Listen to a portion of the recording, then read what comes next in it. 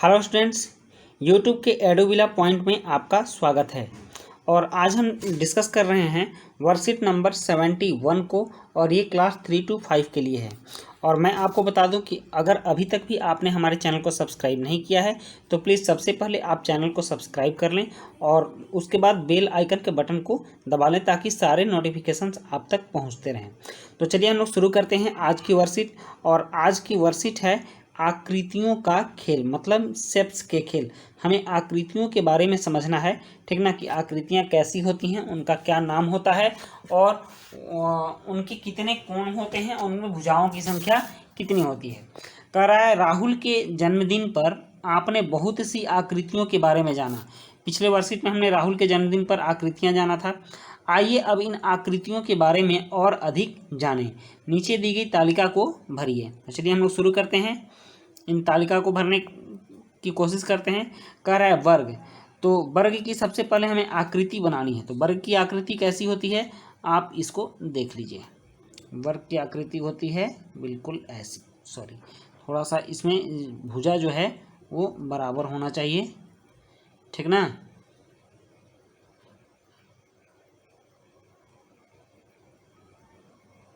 ये देखिए, ये वर्ग हो गया, ठीक, क्योंकि वर्ग की चारों भुजाएं बराबर होती हैं।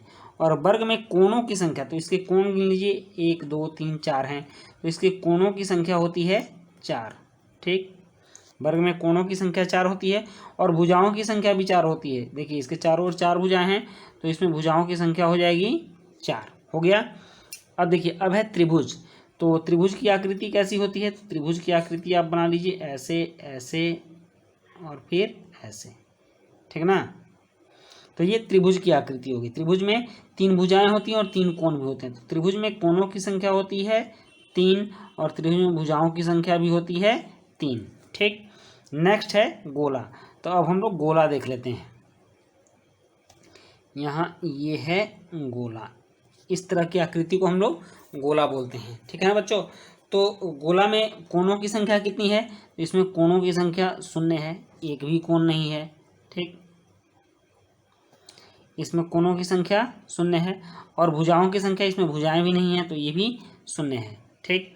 अब देखते हैं हम आयत। तो आयत भी बनाकर देख लेते हैं। आयत के आमने सामने की भुजाएं बराबर होती हैं। जैसे देख लो, इसके ऊपर की भुजा नीचे की भुजा के बराबर है, ठीक ना, और इसके सामने इधर साइड वाली भुजा इस साइड की भुजा के बराबर है। तो इसमें कोणों की संख्या कितनी है, तो इसमें भी कोणों की संख्या 4 है और इसमें भुजाओं की संख्या भी 4 है, ठीक। तो आपने आकृतियों को समझ लिया। ये वर्ग है, ठीक, ये त्रिभुज है, ये गोला है, इसको वृत्त भी बोलते हैं, ठीक ना, इसको क्या बोलते हैं, वृत्त बोलते हैं। और फिर ये आयत है, ठीक। सबके कोणों और भुजाओं की संख्या को भी आपने जान लिया।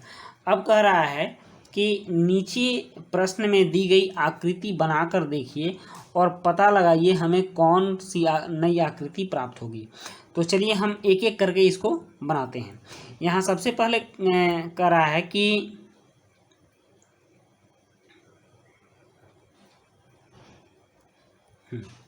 हम वर्ग को बीच में से आधा कर दें तो क्या होगा। तो मान लीजिए अगर हम वर्ग को बीच में से आधा कर देते हैं, ऐसे एक वर्ग हम ले लेते हैं, ठीक, इसको थोड़ा और करते हैं, ठीक ना, बड़ा करेंगे तो समझने में अच्छा आएगा।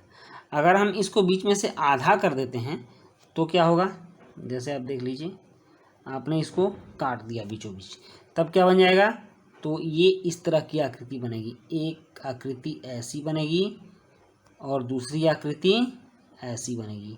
तो ये किस चीज़ की आकृति बनी, ये बनी आयत की आकृति। ये पहले प्रश्न को हम डिस्कस कर रहे हैं, ठीक ना, पहले प्रश्न को। तो ये जो आकृति बनी, ये वाली आकृति, इसको हम लोग आयत कहते हैं। इसको आप समझ लेंगे और अपने कॉपी में लिख लेंगे, ठीक, अपने कॉपी में आप इसको नोटबुक में लिख लेंगे। तो वर्ग को जब हम आधा करते हैं तो किस चीज़ की आकृति मिलती है, आयत की आकृति मिलती है। अब चलिए अब नेक्स्ट देखते हैं, दूसरे प्रश्न पर हम डिस्कस करते हैं। अब ये है दूसरा प्रश्न, हम गोल को बीच में से आधा कर दें, ठीक। मान लीजिए आप एक गोल ले लीजिए और ये है आपका गोल, ठीक। अब आप इसको बीच में से आधा कर दीजिए, ठीक ना। इसके लिए मैंने सीधी लाइन ली है, आप इसको बीच में से आधा कर दो तो फिर ये कैसा बनेगा, इतना छोड़ दीजिए और अब ये लाइन लीजिए, ये एक ऐसा बनेगा और फिर नहीं, इसको एक ऐसी आकृति बनेगी और दूसरी ऐसी आकृति बनेगी, तो इसको अर्धगोला बोलते हैं, ठीक ना, गोलार्ध बोलते हैं इसको क्या बोलते हैं, गोलार्ध। ये तो गोला हो गया, ये वाला भाग हो गया गोला, ठीक, और ये जो आधा आधा बना है तो ये गोलार्ध कहलाता है, ठीक ना, आप इसको समझ लें, ये कहलाता है गोलार्ध, ठीक, गोले का आधा भाग, ठीक ना। अब देखिए अब क्या करना है हमें, अब तीसरा प्रश्न है और तीसरे प्रश्न में कह रहा है कि हम दो त्रिभुज को एक साथ रख दें तो क्या होगा। जैसे मान लीजिए एक ये त्रिभुज है,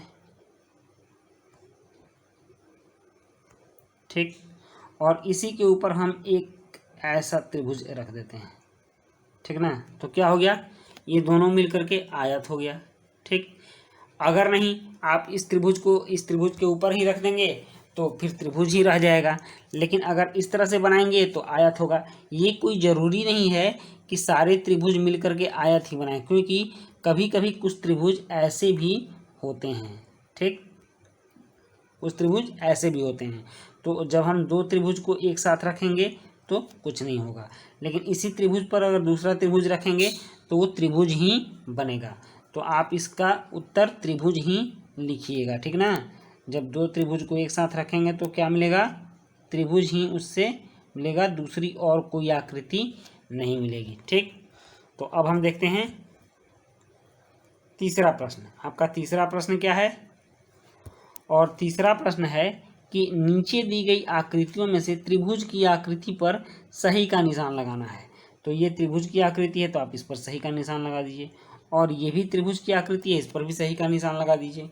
यहाँ ये भी त्रिभुज की आकृति है तो इस पर भी सही का निशान। मैंने बताया है आपको कि त्रिभुज एक तरह की नहीं होती है, ये भी त्रिभुज है, इस पर भी सही का निशान लगाइए। यहाँ भी त्रिभुज है, ये भी त्रिभुज है, ये भी त्रिभुज है, और ये भी त्रिभुज है, और ये भी त्रिभुज है, ठीक। तो इतने सारे त्रिभुज हैं और सब में हमने सही का निशान लगा दिया। तो इस तरह से बच्चों आपकी ये वर्कशीट कंप्लीट हुई, और मिलते हैं हम लोग नेक्स्ट वर्कशीट में। तब तक के लिए गुड बाय।